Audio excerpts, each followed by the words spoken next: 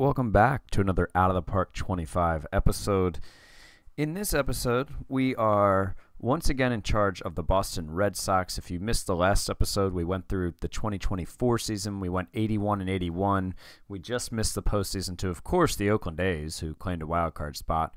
For some reason, the Orioles lost in the World Series in this sim. I don't really know what's up with that. They're clearly World Series winners in every Out of the Park 24 sims should be, right? If it's going to match what happens in real life, which is an Orioles World Series win this year. But anyways, now we're into the offseason, my favorite part, where we're going to try to figure out how to get this team out of neutral. And I do also want to say that just like the first episode in this series, which is going to be a two-episode series, it's brought to you by the Sox Outsider newsletter, written by Matthew Corey, formerly of many renowned websites, such as The Athletic, Fangraphs. So anyways, if you're a Sox fan or a baseball fan, check out the link in the description to support the Sox Outsider newsletter if you enjoy reading about baseball teams and can enjoy or can tolerate reading about the Red Sox like I can. Check out the newsletter, subscribe, and if you're able to, support it with a few bucks a month donation. Anyways, here we are in the offseason. We're getting started. Let's run through the team real quick. Pitching staff, we traded some dudes away. Pivetta was a free agent, so we traded him. Snell, well, we traded him thinking he was going to opt out. It turns out he's not opting out. We are going to be on the hook for 30% of his salary the rest of the time, which is fine. He can have fun in D.C., whatever. We've got Mackenzie Gore here. But I think we could obviously use a top-of-the-rotation arm. Snell looked like he was going to be that for about half a season, then just tanked. I think Lucas Giolito is possibly a guy who could be in our rotation next year, but I don't know, man. He's coming off a Tommy John. He's still got another 6 months. You never know how he's going to come back. He wasn't great the last year that he pitched. It's just not a great time. It's just not a great time to count on Lucas Giolito to be like a 1 or 2 guy in your rotation. We've got depth for days. Like Whitlock through Houck, feel really good about that. We've got Joe Boyle out here, Winkowski. We've got, is Crawford so to be a starter? Yeah, we've got a lot of guys who, if we have injuries, I feel good about our depth, but we don't have that top-end guy. Or 2, honestly. And we will have some money to spend. Will it be enough? I don't know. I'll let you know. I will let you know. We will see. Lineup side of things, I don't know that we're going to make any big moves here. We'll see how the finances shake out. Abreu, I think, has earned the right to come back as our everyday left fielder. He was a monster down the stretch after he was bad early in the season, got called up and was a monster. Cassis, our first baseman. Grissom, I don't love the 60 range at shortstop. He just did put up a 5 WAR season. The zone rating was negative. Could that help our team? Like our zone rating being 12th in the AL and our BABIP being 15th, our defensive efficiency 15th, all these ERA stats, just hits allowed, like everything was bad. Now WAR, we were first based off of FIP. So, maybe the way that we need to help this team is through defense, but it's just hard because you can't put Vaughn Grissom out of the lineup, right? I guess he could play second base, but then we've got Trevor Story here who had a decent season, a really solid season, and is a decent second baseman. His zone rating was totally respectable at second base, but he wasn't great. He's making a lot of money. Nobody's going to take him, and he's not a black hole of his contract's not terrible at this point. Like, he was above average player for us this year. So just kind of feel stuck with that, not totally sure what to do. Devers is back. Castellanos, he cooled off after a hot start.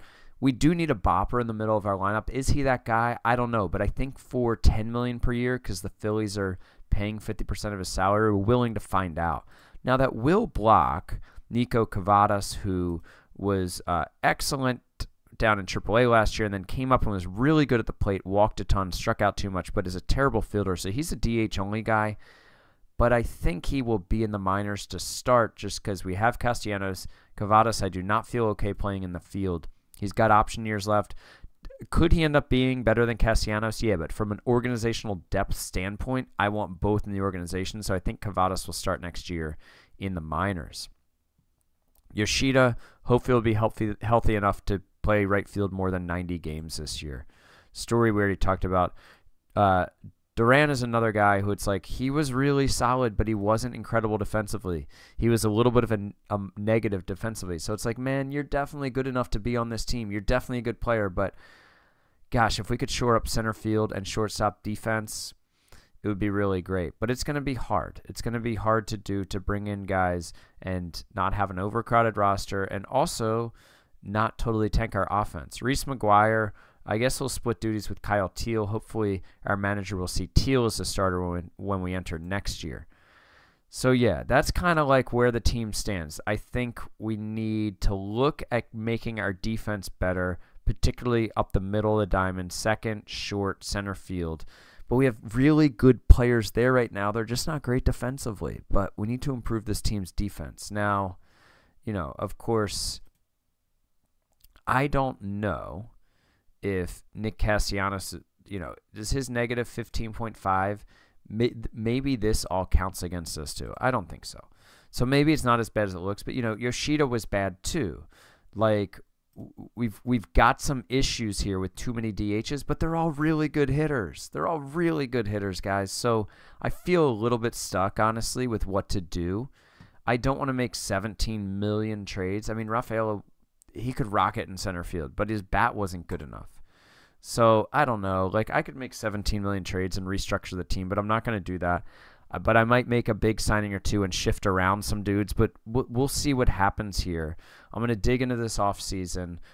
We don't really have any option years to decide on. We do have, by the way, I'll let you know, the number 4 and 5 prospect in baseball. Like Marcelo Mayer, like he could be that answer at shortstop for sure. Like he's got that 65 range. How was he last year?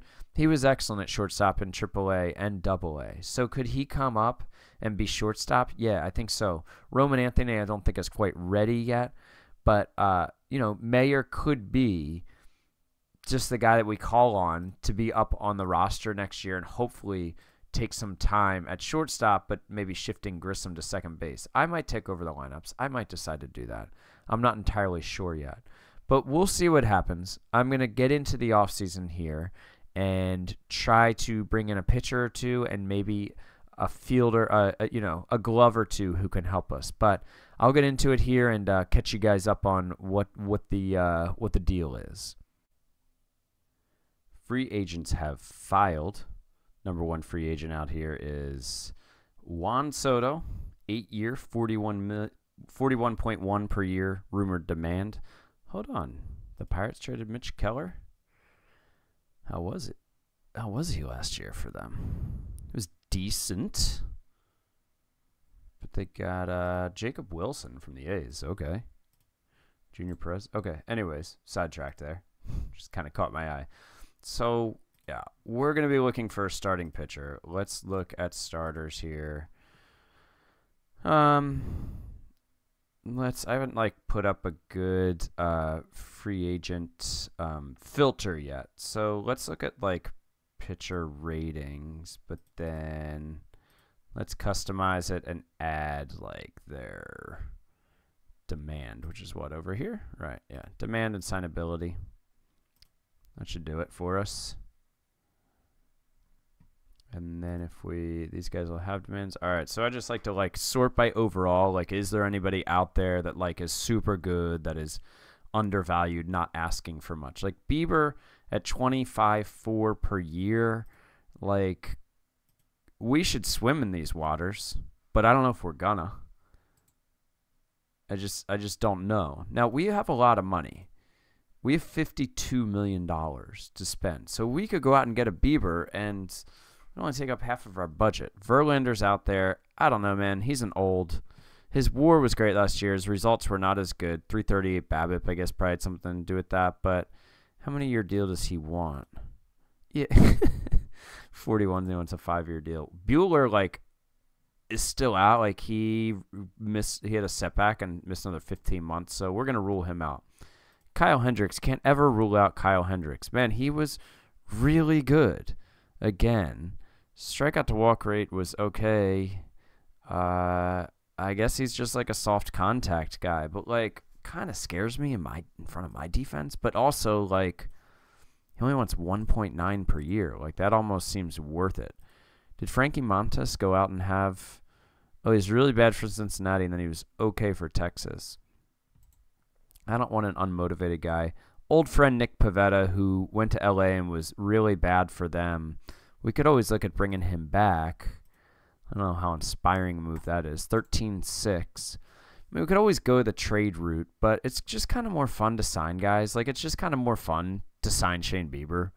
You know, and this is probably our last season, so, like, let's see, is he, so he's not a qualifying offer guy. We'll still have $35 million left. Let's just, like, see what happens. This is what happens, Larry. Do you see what happens, Larry? I don't know. So he wants 9 years, 25.4. Okay. Let's go 26. And use that for all. Yeah, we'll give you a player option of the year for sure, dude. If you want a player option. So let's, like, almost match him on the money. But see if he'll do 7 years and just see what he says. Okay. Hey, Shane. I'm glad you're willing to listen to that offer. Now, was he good last year? Yeah. Yeah, he was. Would I be handing out this deal if I was playing with the Red Sox long term? I don't think so. Probably not. But 7 years, $176 million. And you know what? Like, while we're at it, like, should we try to get Kyle Hendricks on the cheap? I don't know. Like, I want to, but I also just think it's going to work out poorly. So let's go ahead and save this view as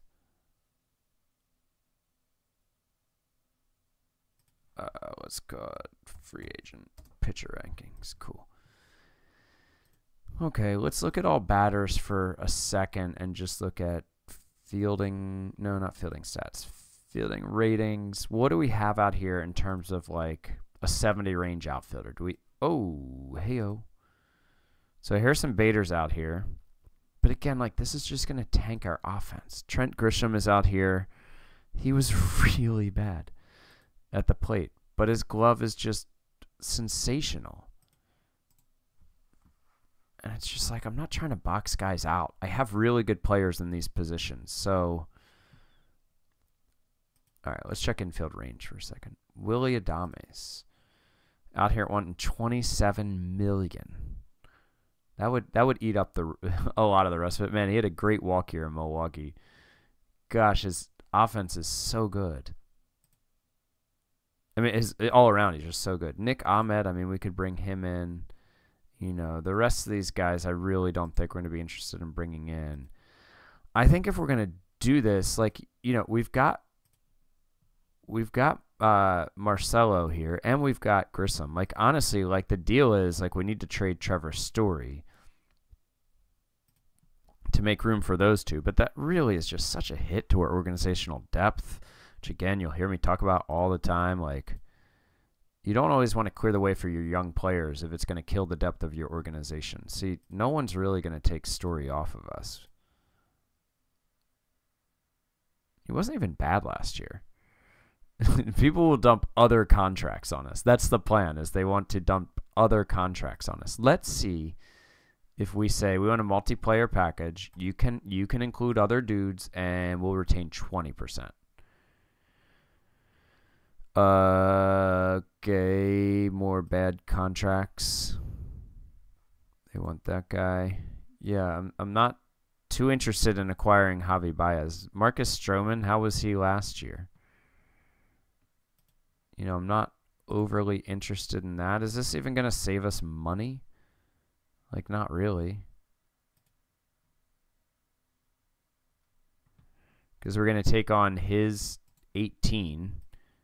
And we're going to, yeah, it's pretty much a wash for money. And then we get this guy. Yeah, I don't know, man.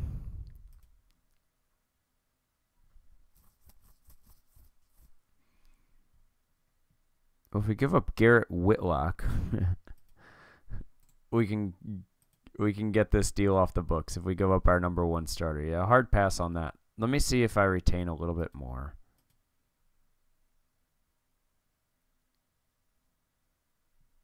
Whitlock, yeah, Bello. Butler and Norby. Who's Lawrence Butler? Okay, yeah, he's not a dude in the O system. Oh, they traded Mountcastle and brought him in. Got it.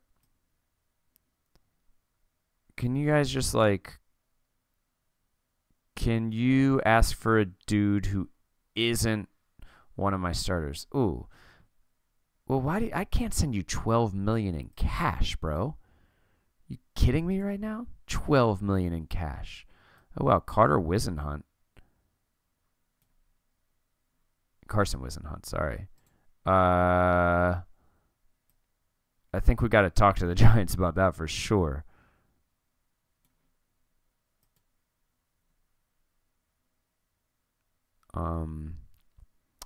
Yeah, this would, I mean, we'd be getting rid of our number one pitcher, our number one bullpen guy, and a decent second baseman, but we'd be opening up the playing time for a better fielder at shortstop. We could then go out and sign a utility glove. Wisenhunt is not a bad dude to have. Let's just do it. Let's submit the offer. Let's see what they say. Let's just go forward a day. I think they're going to say no. Almost. Okay. Well, are these like real dudes? I mean, that dude was terrible in AAA. I don't know why I wouldn't throw him in the deal. Let's see if there's somebody even worse, though. Yeah, let's put Cepeda in the deal.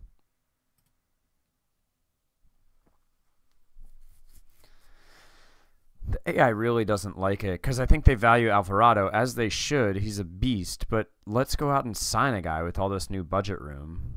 I like the reshuffling of the roster a bit with this, I guess is what I'm saying. Let's just do it. This is fun. We're just doing this for fun. The fans are not happy that those two guys are gone. Wait till we sign Shane Bieber, though, y'all. Just wait. So how much money do we have now? We have 51, and that's even with the offer out there to Shane Bieber. So let's see. Okay, yeah. Our bullpen needs some work for sure, without a doubt. Our middle infield is now Grissom and Meyer, which I like. That's kind of what I wanted. That was the goal here. You know, I still don't love Yoshida in right field, but we've got Castellanos as a DH. But, like, what if we traded Castellanos and... I just don't want to nuke my offense. I don't want to come in, like, with an all-glove team and just struggle at offense. Now, I do think that Nick Ahmed is worth, like, throwing a flyer out possibly as our utility guy. But I think what would happen is he would just start at shortstop, and then I'd be frustrated by that. I mean, Willie Adame's, sure, we could make a run at him. How many year deal does he want? Come on, man, you're killing me. What a walk year he had. Maybe we should look at relievers. Because our bullpen was a little thin to begin with. And, I mean, with trading Alvarado, like, yeah, we probably got to go out and spend some money on some relievers here.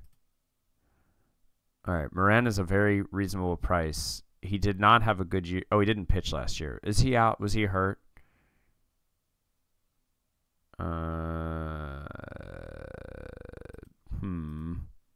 Oh, yeah, okay. Tommy John. Got it. Okay. But he just wants a 1-year, $6.5 million deal, dude? Yeah, let's give you 5. Okay. Our bullpen's already come together, and for cheap. Seawald, Tyler Alexander. I don't know about that. Danny Coulomb. It's a lot of money for you, Danny. Caleb Ferguson, always an out-of-the-park stud. I mean, we could go top of the market here. We could. Joe Kelly, always love a high stuff guy. Got Moran already.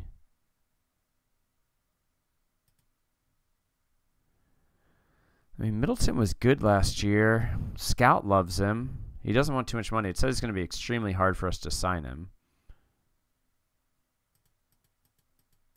Let's just try to sign him for 5. Okay, so we've got 3 good offers out there right now to pitchers. That trader story was kind of crazy. I don't know what I'm doing, but we're just going to roll with it. The Marlins keep wanting to send us Bethancourt, but dude, we're not giving up Cavadas. He's our backup DH when Castellanos fails us. In an organization full of guys who should be DHing, he's our backup. I see the Orioles made a trade there, but it didn't say what it was.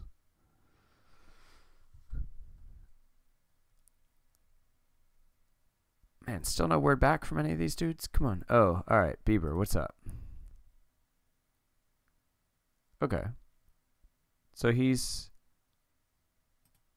into it as much as he can be into it. I think I'm just letting my scout do that. I'm not worried about it. Let's do next week again, see if anybody gets back to us. And yeah, some guys could be going off the board here, but again, we've got the offers out there that we want.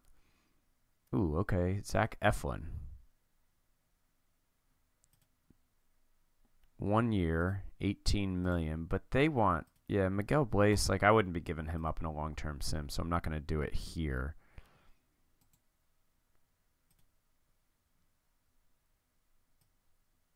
I mean, I'd be fine bringing in Zach Eflin for 1 year. They just got him? You just got him today? Wait, is this a trade offer from the Rays? Oh, the Rays traded him. Got it. The Rays were shopping him. Okay. Got it. Got another trade offer. Man, they really want it. Everybody wants to help me out at catcher. Which, Omar Narvaez, why didn't he play more? Was he hurt? A viral infection? No. Oh, Francisco Alvarez is why I didn't play more. What's he making these days?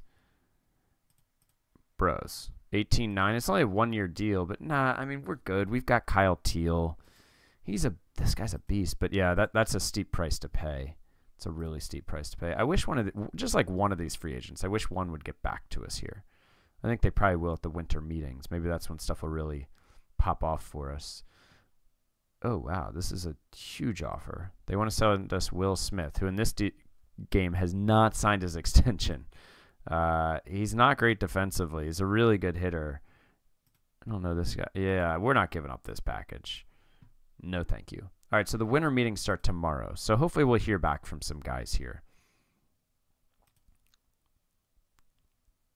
Okay, so he's saying Pittsburgh's giving him a better offer, which very funny joke. An average salary. Okay, bro. Let's just talk you down here a little bit. Here, let's add it in the later years. There we go. Well, this would be 7 years, 28.1. Okay. Moran is leaning towards us. Middleton is leaning towards us. All right, we're at the winter meeting, so we might get some. Okay. Come on, guys. So Giovanni is in. He's all aboard. Welcome to Boston. It's placed on the active roster. Let's see what Alex Cora thinks of him. Yeah, back into the bullpen guys, right there. Nice. Okay. So that's a big deal for us, I think. It would be nice if Shane Bieber came home now. Deal is 195.4. Oh wow, things have escalated here. We've got the money to keep escalating it though. So I think I'm just gonna keep going. I mean, maybe we're gonna do this offer and then see what happens. So he wants 31.2.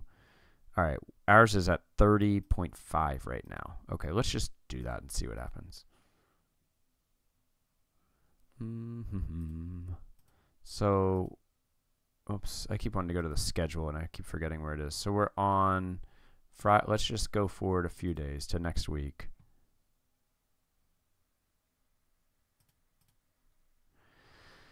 Everybody wants to send me their catchers. Guys, I'm good. The Rule 5 draft is tomorrow. All right, I got to figure out our Rule 5 draft status, so we'll go ahead and cut here, but I also just got to go to bed. Our season tickets are projected to go way up. I wonder why. Like, we didn't do a ton, but yeah. Let me just see real quick. Did Soto signed somewhere. Soto signed in Houston, 8 years, 36.5. Okay, cool. That'll be fun with Juan Soto in one corner and Jordan in the other. Goldschmidt went to the Yankees. Verlander, 3 years back to the Tigers. Pete Alonso, 4 years, $53 million to the Padres. Was he terrible last year? Oh, he was absolutely awful. Wow. Okay. Willie Adames went 7 years, 24 per to the Giants. All right.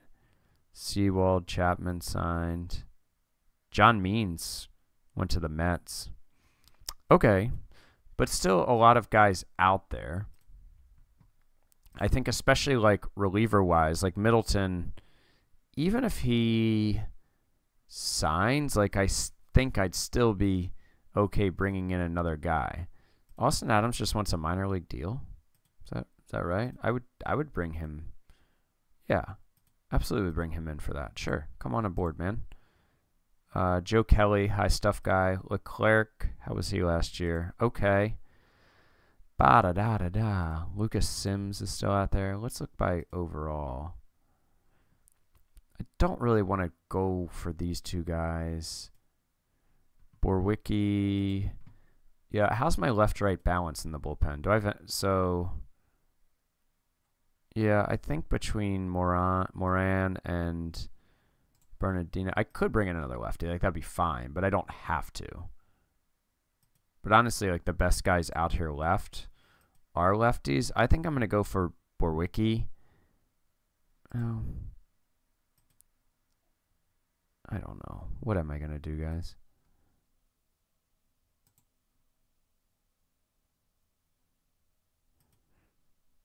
Okay, looks fun. 25 control. Leclerc, extreme fly ball, hard pass. Thank you, though. Yeah, I'll get through the Rule 5 draft and then figure this out. But let's see what we can continue doing here as we try to reel in a big fish named Bieber. Okay, I've simmed ahead quite a bit here. 2 months, so accomplished some things, made a lot of the offseason. You can see here the Shane Bieber negotiations just kept escalating and kept escalating. I mean, I think it was like, it was much lower than this. You guys just saw it a second ago. It's been like several days since I recorded it where the last cut was, but it was like, like 7-210 or something, somewhere around there that I was offering him. And man, and I stayed in it. My final offer to him was like, I think like it was 7 and over 260. I think like lows 260s maybe. And he came back to me again. At that point, I was like, nah, man, like I know I'm doing this sim because I'm the Red Sox and I want the Red Sox to act more like the Red Sox in this sim. But I felt like I reached that point in these negotiations, and then it just became like stupid. He's 29, no injury history in this game. And, in the 2024 season, I mean, he was really good. Like, Shane Bieber's awesome. Don't get me wrong. I really like Shane Bieber. Before the O's traded for Corbin Burns in real life, like I prefer Burns, obviously, but Bieber was a name that was out there, and I was like, I wouldn't mind that. Like, Shane Bieber's a good pitcher. But, I mean, the money that money was getting crazy.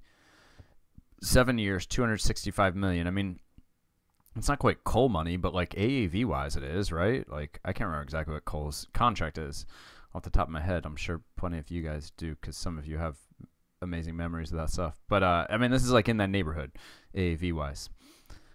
So, I dropped out and don't feel great about it. I really wanted to bring him in, but let me bring you up to speed on what we've done since then.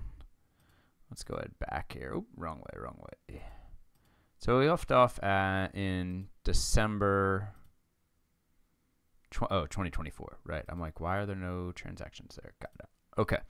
We left off here. The Rule 5 draft happened. We lost a dude. We claimed this dude, Thomas Zapucki. And I'm not sure that he'll make our team, but he seemed worth grabbing at that point, and maybe we'll send him back. I'm not sure yet. I'd like to keep him on the roster, but I'm not like pressed to do it if it doesn't happen. Oh, we did sign Giovanni Moran to a 1-year, $5.5 million deal. We were looking for some better bullpen arms. Not like a crazy good numbers or anything. I just, it was more of like a scouting play with like, I was like, this guy, for the reliever salaries that were out there were definitely better relievers, like no doubt. But some of them were getting like 3 years, like $15 million per. And I don't really want to quite swim in those waters yet.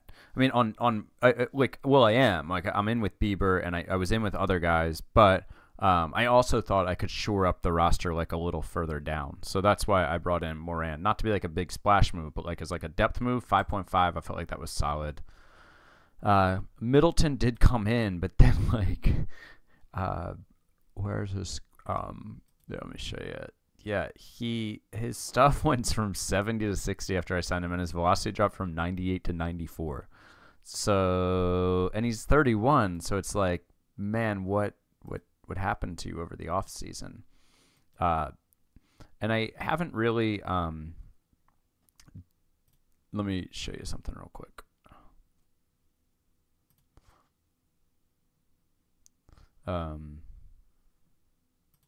There it is. Development.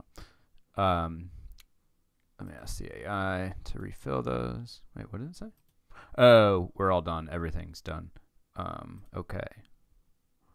Yeah, I think there's not enough time to do anymore because we're. Yeah, okay. Not enough time to do anymore though. Sorry, that was a bit of a tangent there. So yeah, Kenyon Middleton. The reason I went on the tangent is like, if this happened earlier in the offseason, I would have like sent him in to like work on his velocity or something after I got the report, but I didn't get it soon enough. Not that it would have necessarily done anything. I know the lab doesn't work like that. But sorry, that was a tangent. But let me go back to January. You saw that we signed Trent Grisham because basically, and I was talking about this some earlier in the video, like our defense, man, just not good enough. And Grisham is all glove. I'm not convinced he should be an everyday player on any team. Unless he can find his bat again. I actually really like Trent Grisham in real life. Like when he came up, like this 2020 season, I was like, oh dude, this guy's awesome. And he, I really thought that he was going to take like a big step, and he just, didn't happen for him. I think some of that, you guys who follow the Padres better than me closer than me would know, but I don't know if, like platoon splits and contact issues, etc. Seemed like it from afar, maybe what's going on. But anyways, I think he's still a cool piece to have around on the team. And it would not be the end of the world if he was my starting center fielder. I wouldn't prefer it necessarily, but it's really not the end of the world to start a guy at the 75 range, even if his offense is pretty bad. So we brought in Grisham. We then made a major trade. Once we pivoted away from Bieber, we went out and got one of my favorite players, Kevin Gausman from the Jays. Now, Gausman has 2 years left on his deal at $23 million. He won the Cy Young in 2024 in this sim. He was the AL Cy Young winner, 5.4 WAR, 7.3 RWAR, 2.97 ERA. Led this league in strikeouts as well, strikeouts, ERA, and strikeouts per 9. So he had a really great season, and but he went to a division rival. So for a few different reasons. One is that I decided to move on from Nick Castellanos, which I'll explain how all those dominoes fell. Basically, I decided with bringing in Grisham, he would come into center, so that would push Duran to right field, and so that would then push Yoshida to DH. And I was like, well, I don't need Castellanos then, and I don't love he hasn't been great. So basically, it was like a Grisham at center field over Castellanos at DH, right? I mean, that's not the whole thing, because it was like I could have Yoshida at DH with Grisham in center field, or I could have Castellanos at DH with Duran at center field. I was like, I like the Grisham combo better. So then I traded Castellanos.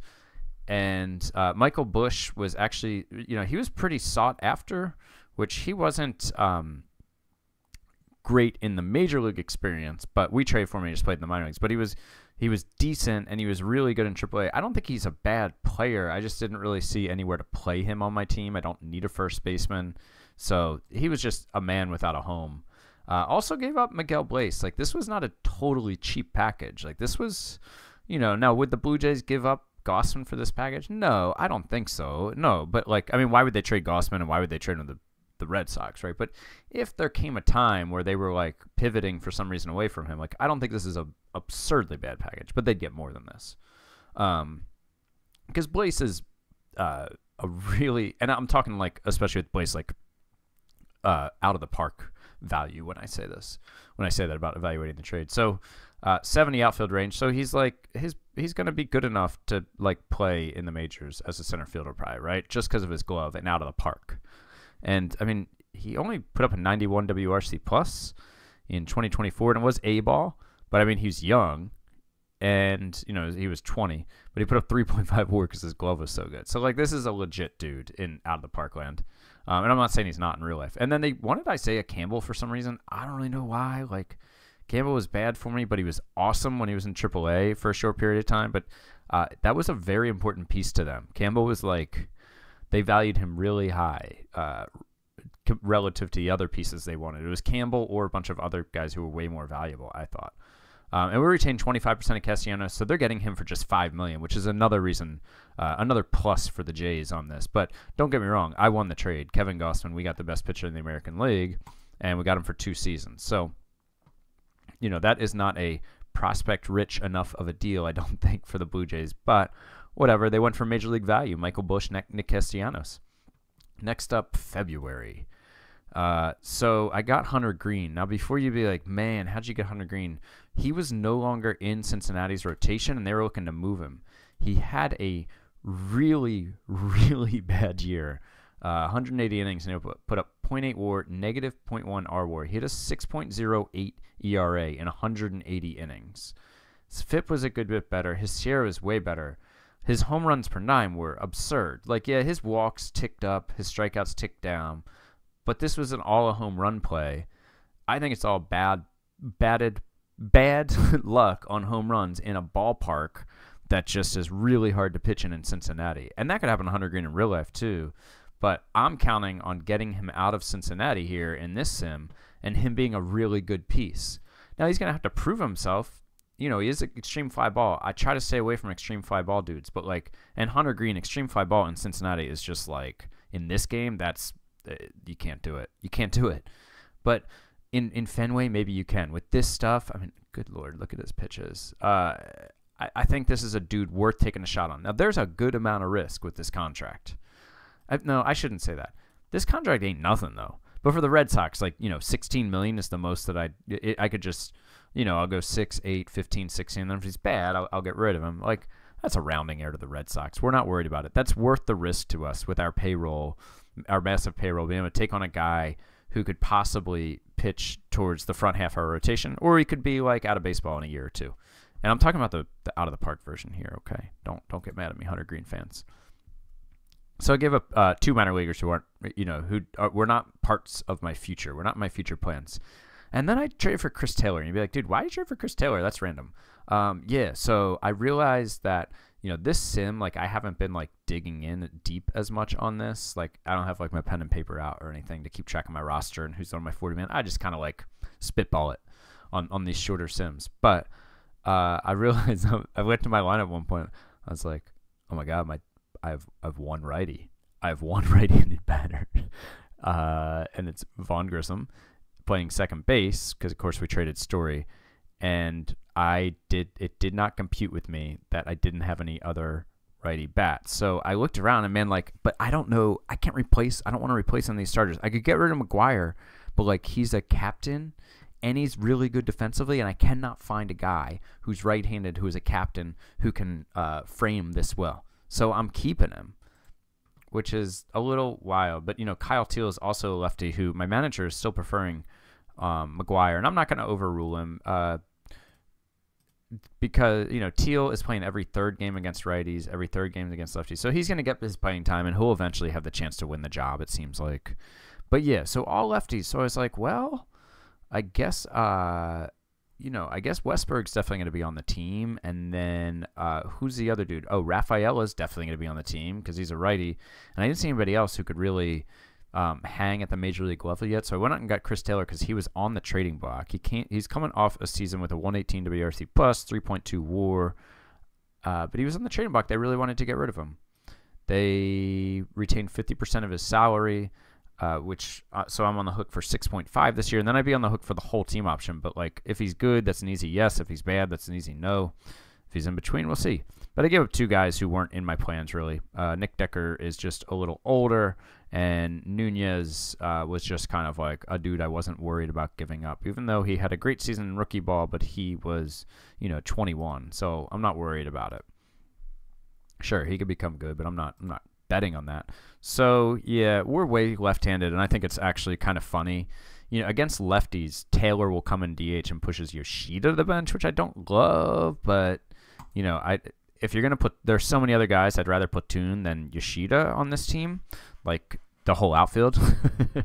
But I'm not going to overrule. I'm just going to let it go. But if this were my play, I wanted Taylor in the lineup, I'd push Yoshida to the outfield, or even put Taylor like in left field, Abreu in right field, and Yoshida DH is probably what I'd do to get another righty in there. But, I'm not doing that though.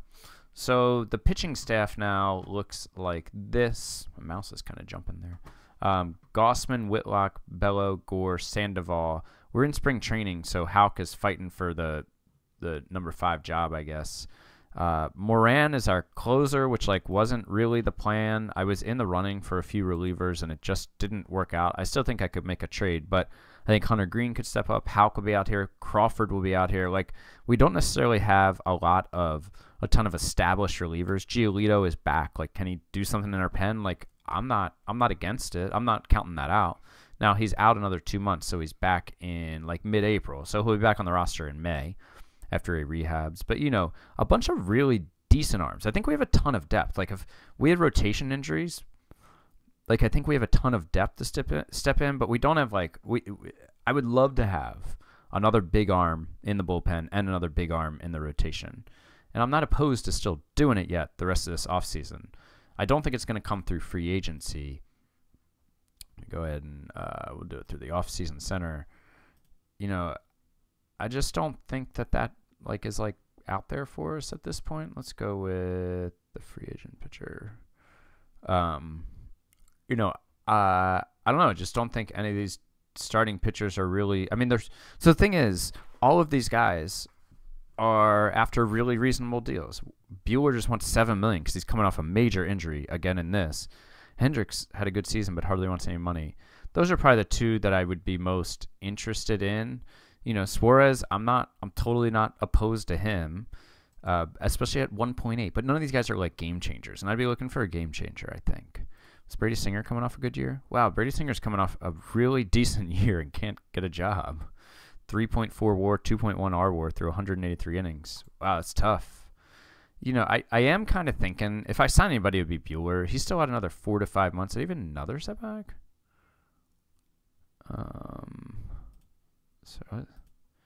No, just 1 setback. So he had a 15-month setback from his real life injury. So he missed what was the setback? Let me see. Oh, we'll miss another 15 months. Yeah. So he's still out for 4 to 5 months. So he's missing a lot of the season. March, April, May, June, July. So he's back in July-ish. I don't think it's a terrible bet, honestly. And we would know by then if we needed him or not. This amount of money, I'm kind of tempted to why not take that shot? This money is nothing to us because we're the Red Sox. And I say we just take a shot here. Includes a no trade clause. I don't really know that I need to include a no trade clause. I'll promise you the rotation role, and if you're not in the rotation, you got an issue with it, man. We can talk about it, but by that I mean I'll just cut you. Oh, he accepted, or hasn't accepted, but he was open to thinking about a deal that didn't have a no trade clause, so that's cool. He wouldn't be a difference maker right this second. I don't totally love the approach here, how the offseason go. I'm not totally convinced that I made this team much better. But in some ways, I think I made it. Then sometimes I look at it, I'm man, I made them a lot better. Yeah, see, there's not much out here left for relievers. So if we want a reliever, we have to make a trade. And we do have Austin Hedges on a minor league deal pending. We also signed Austin Adams to a minor league deal. I'll show you why. See down here? I thought I did. Didn't I? Oh, he's a double A. Wow. basically, I mean, so he pitched for the Mets last year and wasn't very good, but I just saw he was willing to do a minor league deal, and this is what he had going on. I don't hold out much hope for it, but he could. You never know. He's got a very live arm. But I think I might have to make a trade for a reliever, though. I don't know if right now or in season, but I think I should go for a huge bullpen arm. I think we need an impact bullpen arm out there to really step up here. So I'll go fish around for that and update you here with our progress on Buehler and a bullpen arm. And who knows? I would like to bring another starter, but I'm just not sure if we'll. It's hard to trade for starting pitching in this game. Starting pitching that the impact type of arm we want. But I'll fish around a little bit for both those things, and we'll see where it takes us. Okay, so I got a trait here, and just to put it in context, I decided that I think for this second season, I am definitely going to just resign at opening day. So I kind of want to go for the gold now and try to load up and maybe make some trades I wouldn't make. Out of the park wise, I don't think this trade here is crazy. I'm not saying anything about it in real life, whether it would be or not. But let me justify it to you. So the Royals are rebuilding. I was like, oh, well, you don't need Cole Reagans then. And he has 3 more years of team control, right? He's 27. He wasn't amazing last year. For some reason, he was out of the rotation for a while. I don't really know why he would have been out of the Royals rotation, because he wasn't even he's clearly your best pitcher scouting wise, and he really wasn't having a terrible season starting wise. So he wasn't great, but I still view him as a guy who will come in and pitch at the top of our rotation. I think he'll come in and be our number 2 behind Gausman. Maybe our manager won't agree, but either way, he adds a tremendous amount of depth to our rotation. I think he's maybe just a tier below that top tier that I wanted to bring in, that Bieber tier, Gausman tier. And again, I'm talking out of the park here. And I'm thinking about his ratings, and I'm thinking about how he performed last year with this. I'm not sometimes people are like, that's way off real life. I'm like, yeah, I know. But so in this land though, I think he can pitch at the top of a rotation still.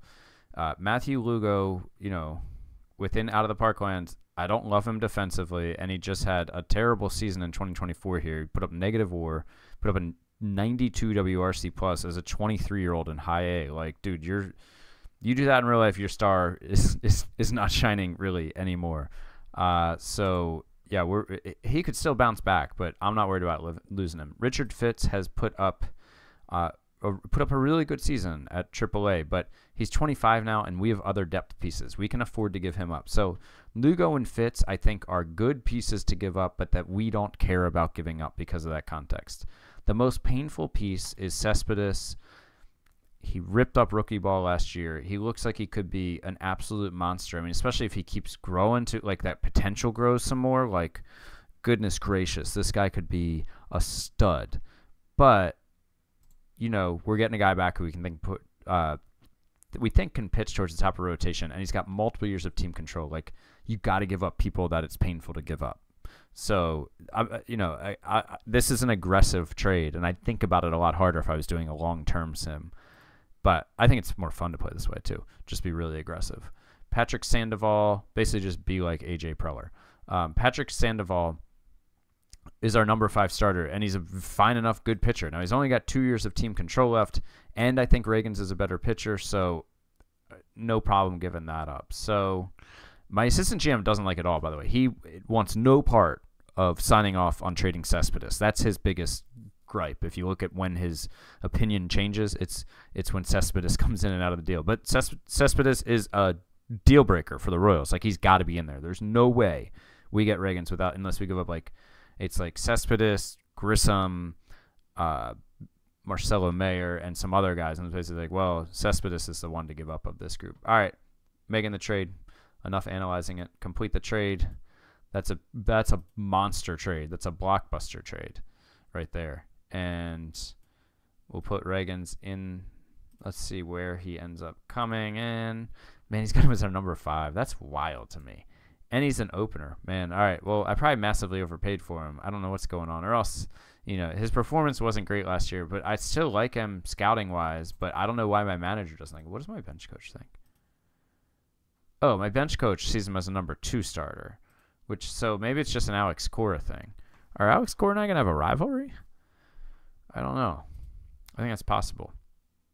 If I was sticking around here, that's something that I would be in a long-term sim. I control these things, but in these short-term sims like that, I try to let them make their decisions. And starting rotation order doesn't really matter, but him seeing him as a 5, I'm like, dude, what game are you watching, man? He's our number 2.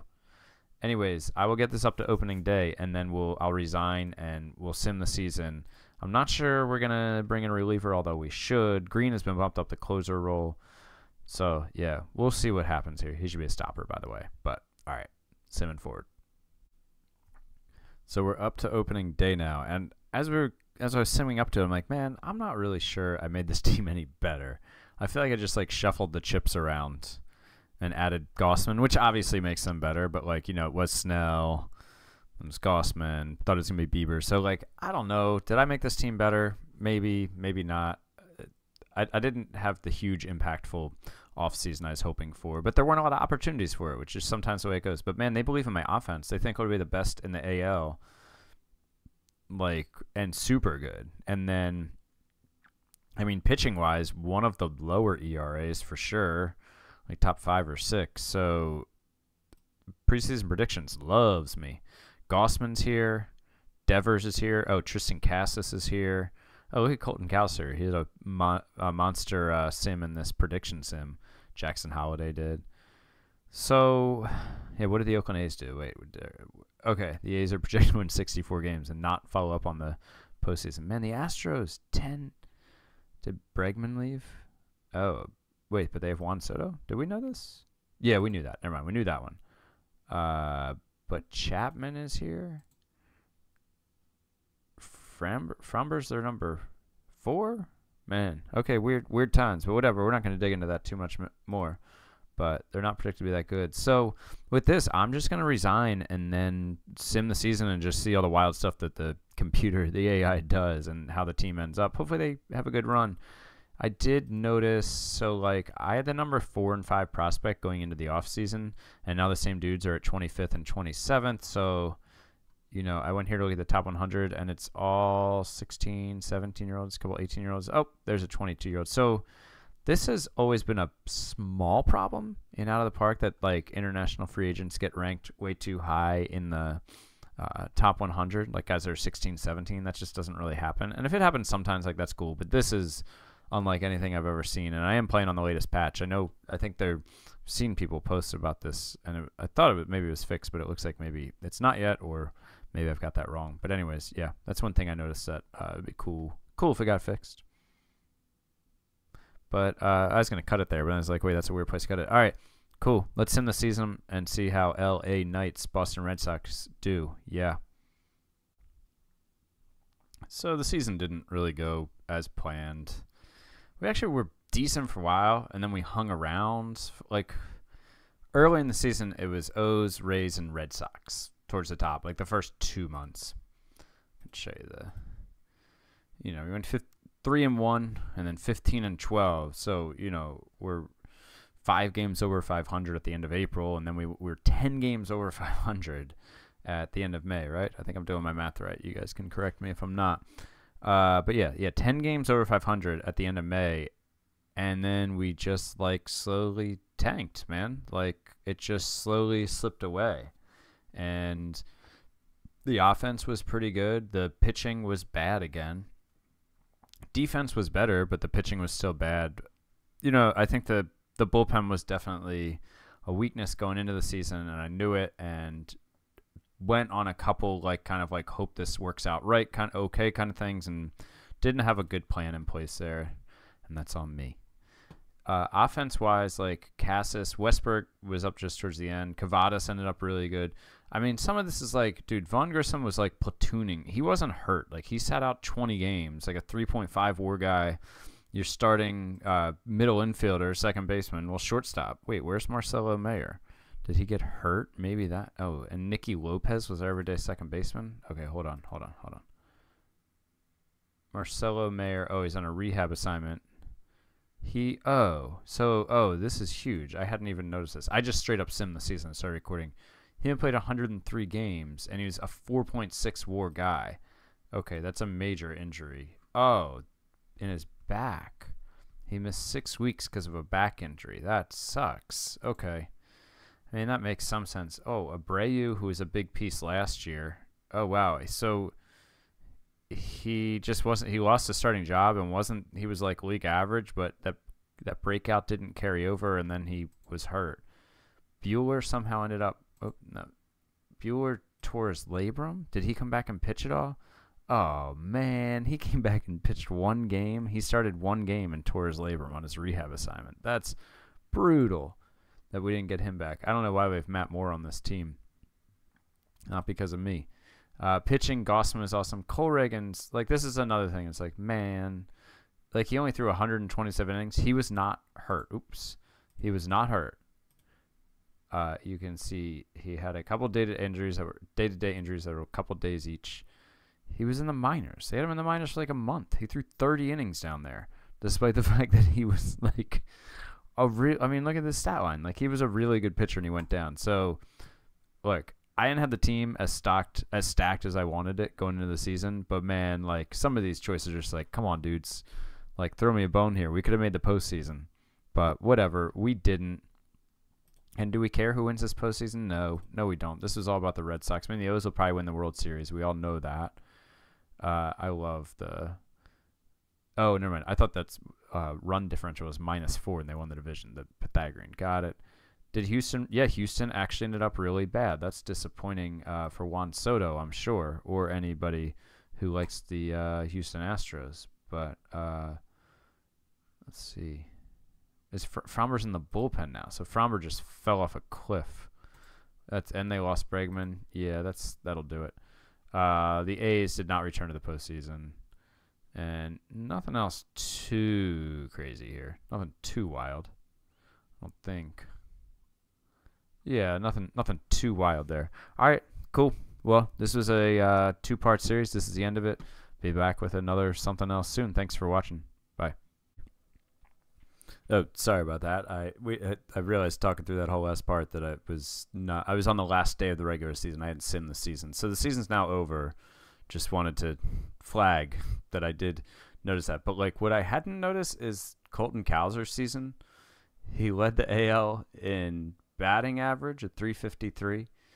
RBI was 122. RSBI. And OPS of 1100 and 9.1 WAR. Like, what? I mean, don't get me wrong.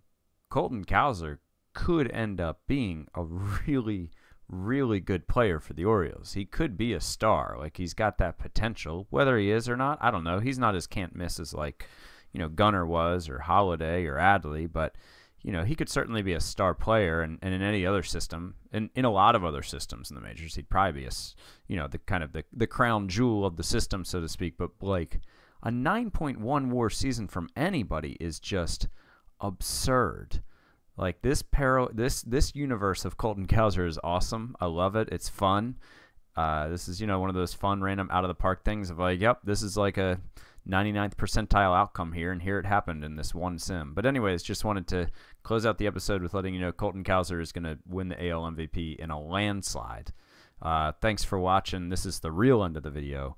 Talk to you guys in the next one.